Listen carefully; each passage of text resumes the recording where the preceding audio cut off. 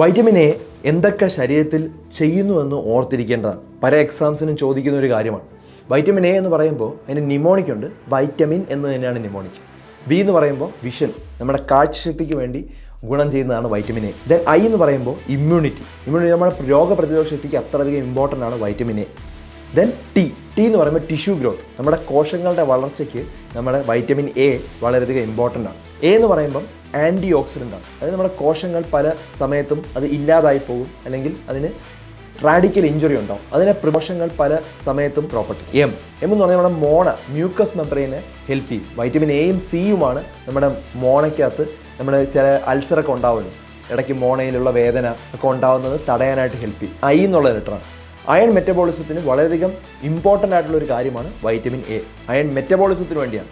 Okay, അത് ഓർത്തിരിക്കുക ആ വാക്ക്, അയൺ മെറ്റബോളിസം. എൻ രാത്രി കാലങ്ങളിൽ നമുക്ക് കാണണമെങ്കിൽ എന്താണ്, നൈറ്റ് വിഷന് വേണ്ടി വൈറ്റമിൻ എ ഹെൽപ്പ് ചെയ്യും. അപ്പോൾ ഈ ഒരു നിമോണിക്ക് മനസ്സിലായാലോ? ധാരാളം ആളുകളുടെ അറിവിലേക്ക് ഇത് ഷെയർ ചെയ്ത് കൊടുക്കും.